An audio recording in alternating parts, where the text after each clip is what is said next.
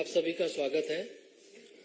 Bharatiya Janata party की हमारी वरिष्ठ नेता, भारत सरकार में मंत्री आदरणीय स्मृति ईरानी जी आपको संबोधित करेंगे।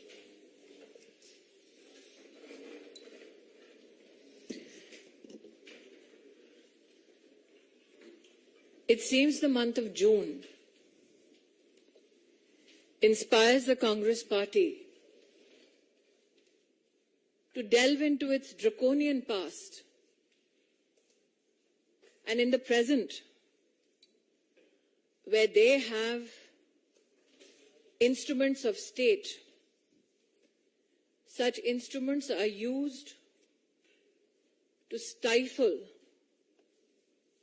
democratic voices from political organizations that ideologically stand against the Congress Party. Leaders of the Bharatiya Janata Party and Karyakartas are in receipt of information with regards to an FIR filed against a position taken by the Bharatiya Janata Party with regards to Rahul Gandhi's US visit. The question that has been left unanswered by the Congress Party is this: is it true that Sri Gandhi met Sunita Vishwanath during his trip to the United States of America? Ladies and gentlemen of the press, you are aware that I myself had done a press conference with regards to George Soros's intentions to destabilize a democratic elected government in India. Question is, when it is known to every Indian what George Soros intends to do, why is Mr. Gandhi hobnobbing with those who are funded by George Soros? It is also evident that this is not the only Soros connection. Even in Mr. Gandhi's Bharat Jodo Yatra in Karnataka, the global vice president of the Open Society Foundation, funded by Mr. George Soros, was found accompanying Sri Gandhi.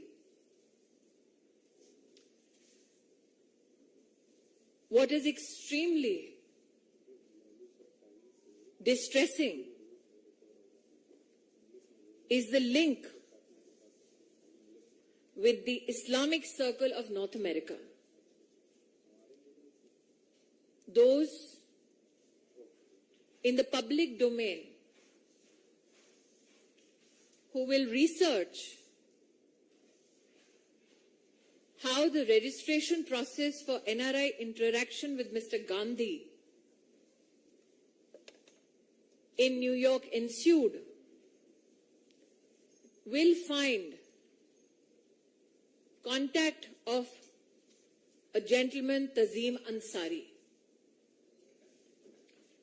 Mr. Ansari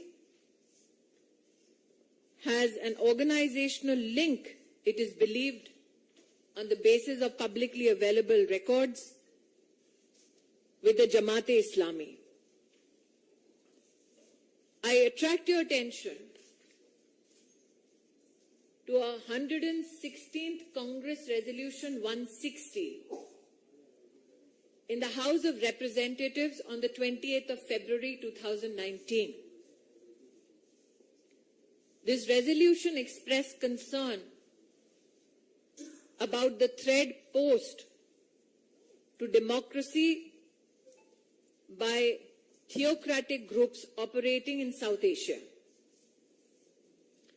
And a part of the resolution speaks about the affiliation between the Islamic Circle of North America and Jamaat-e-Islami. Irrespective of these documents available in public domain, the Congress has neither refuted a meeting between Mr. Gandhi and an individual funded, financially supported by George Soros, nor has the Congress party rejected the role of a certain Mr. Tazim Ansari, who has links with an organization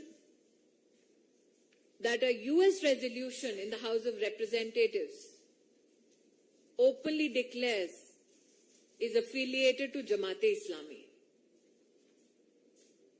It is expected that the Congress party, given its draconian past, will leverage any instrument available to it to stifle those who voice an opinion against the Gandhi family. I have with me another article in hand. I will deliberately not name the publication or the reporter so that their safety is not endangered by the Congress party.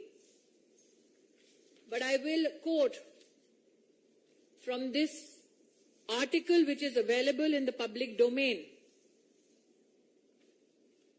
And that article itself also indicates that how the Sorosian West looks at Mr. Gandhi as a pawn to checkmate not just Modi, but India. To file an FIR because the truth was spoken just indicates that as far as the emergency goes in the Gandhi family, the apple has not fallen far from the tree. Media के मित्रों को आभार व्यक्त करती हूं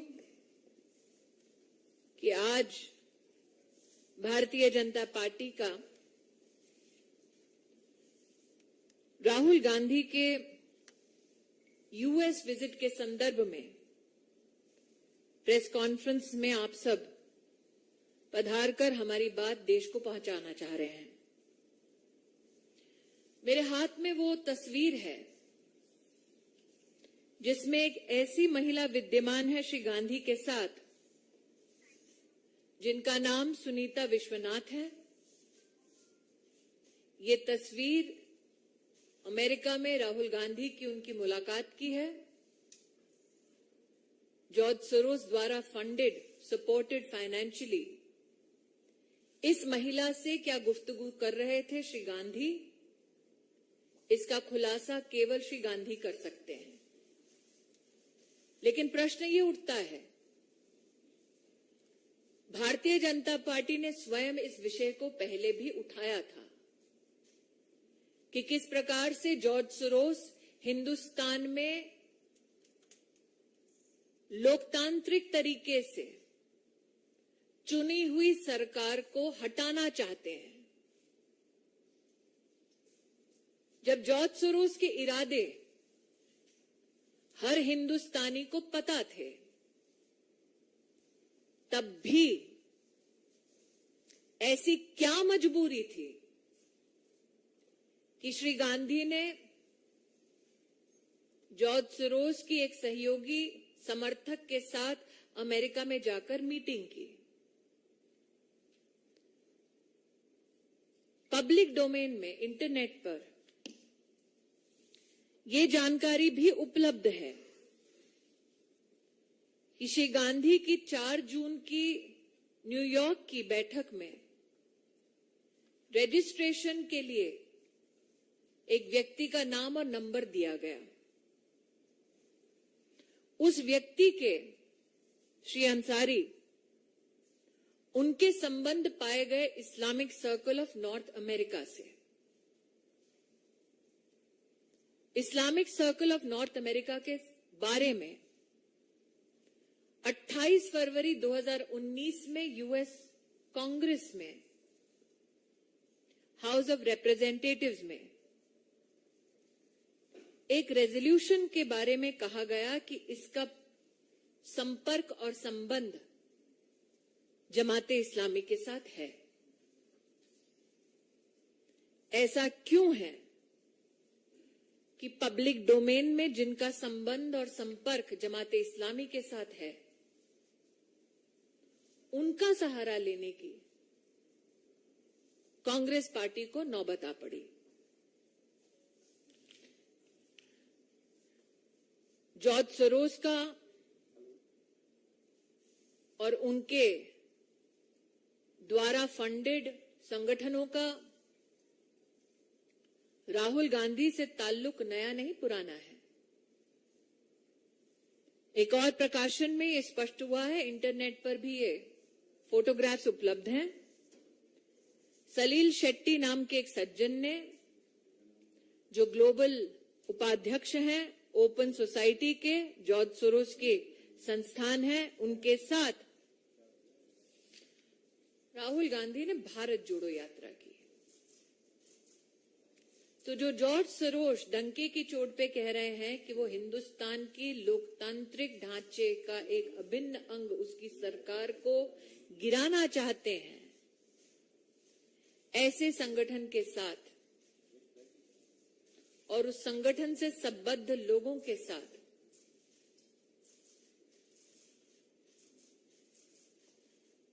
क्यों गांधी खानदान अपने रिश्तों को और भी मजबूत कर रहा है? आप सबके ध्यान में आया होगा, भारतीय जनता पार्टी के कार्यकर्ता भी जानते हैं कि इस विषय को उठाने के लिए कांग्रेस पार्टी ने एक एफआईआर दर्ज की। एफआईआर का निश्चित रूप से पॉलिटिकल स्वरूप देश को समझ आता है। जून का महीना है, आपातकाल की याद निश्चित ताजा करते हुए गांधी खानदान ने पुनः देश को यह प्रमाण दिया है कि चाहे राज्य में उनके पास सत्ता आ जाए, वो सच को दबाने के लिए किस हद तक जा सकते हैं। लेकिन सत्य ये है, पब्लिकली अवेलेबल डॉक्यूमेंट्स में, कि जिनका सहारा लेके उन्होंने मीटिंग की, उनका संबंध जमाते इस्लामी के साथ है। जिनके साथ उन्होंने मीटिंग की, उनका संबंध जॉर्ज सोरोस से है। राजनीति नहीं, राष्ट्रनीति की दृष्टि से अगर सोचे तो सवाल वाजिब है कि जो व्यक्ति कहता है कि आपके देश की सरकार को वो किसी भी कीमत पर कितने भी पैसे देकर उखाड़ फेंकेगा, जो विदेशी कहता है, उसके साथ ये रिश्ता क्या कहलाता है?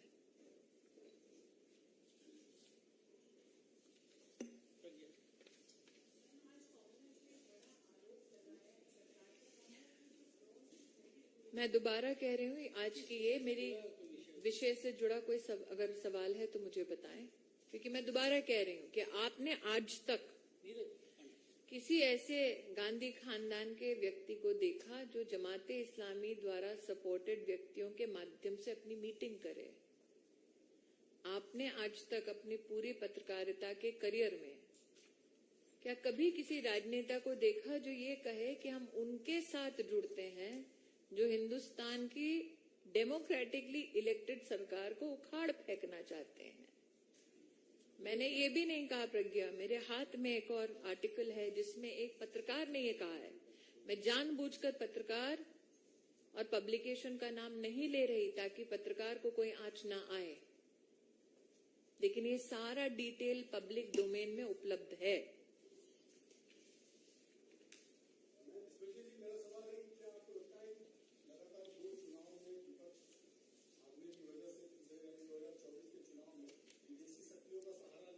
नीरज जी, चुनाव लड़ना, चुनाव हारना और जीतना लोकतांत्रिक प्रतिक्रिया का एक अभिन्न अंग है। लेकिन मेरे जीवन में कम से कम राजनीति के 20 साल में मैंने कभी नहीं देखा कि कोई सत्ता के लिए इतना मोहित हो कि वो उनसे हाथ मिलाए जिनका संबंध जमाते इस्लामी से है। सत्ता के लिए इतना मोहित हो, इतना आकर्षित हो कि उनसे मुलाकात करे जो आपकी देश की व्यवस्थाओं को उखाड़ फेंकने का ऐलान करते हैं धड़ल्ले से। कोई भी राष्ट्रभक्त, और ये मैं इसलिए नहीं कह रही हूं क्योंकि मैं भाजपाई हूं, किसी भी हिंदुस्तानी से पूछ लीजिए, हम घर में अपने झगड़े सुलझा सकते हैं।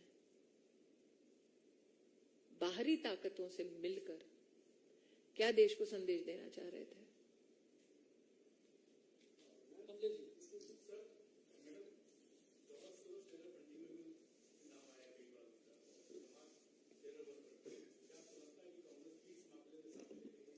मैं दोबारा कह रही हूं सर, उनका जो रजिस्ट्रेशन का प्रोसेस था उसमें जिस सज्जन का नाम नंबर है अवेलेबल है पब्लिकली, उसका संबंध Islamic circle of North America के साथ है, जिसका हाउस ऑफ रिप्रेजेंटेटिव्स में ये रेजोल्यूशन कहता है संबंध जमाते इस्लामी से है।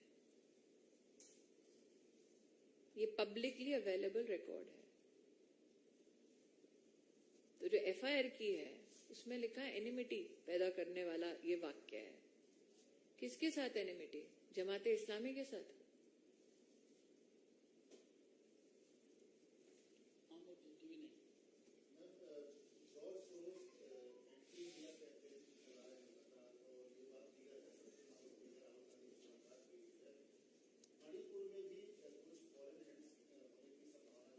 क्योंकि डेवलपिंग सिचुएशन है आमोद जी, सिक्योरिटी से संबंधित, इसलिए इस पे एमएचए टिप्पणी दे, यही रिस्पॉन्सिबल पोजीशन होगी। मैं वही कह रही हूँ, वो जानबूझकर जो भी कर रहे हैं, लेकिन मैं अपनी जिम्मेदारी को समझती हूँ।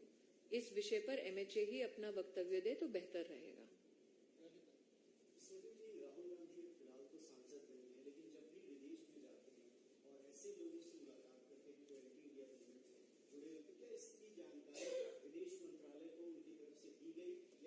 मैं विदेश मंत्रालय की ओर से भारतीय जनता पार्टी के केंद्रीय कार्यालय में कोई भी टिप्पणी नहीं करूंगी। ये विषय विदेश मंत्रालय से संबद्ध है, वही इसके ऊपर टिप्पणी कर सकते हैं। लेकिन मुझे लगता है इस विषय को थोड़ा विस्तार से देखने की भी जरूरत है।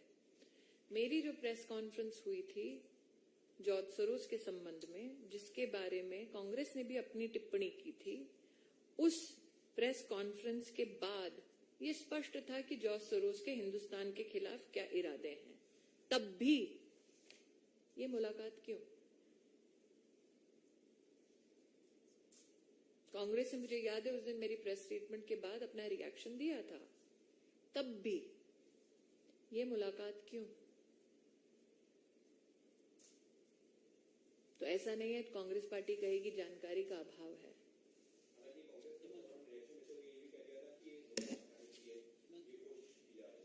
मिले वो और कहें कि मुद्दा न बने। आप पत्रकार हैं कि आपके लिए स्वाभाविक प्रश्न नहीं है?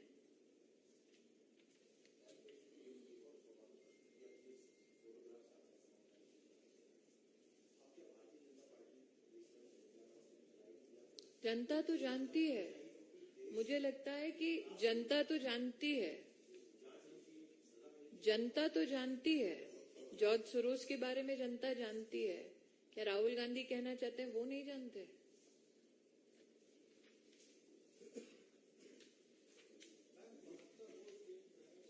भाई साहब, इससे अगर कोई संबंधित प्रश्न हो तो बताएं। Thank you.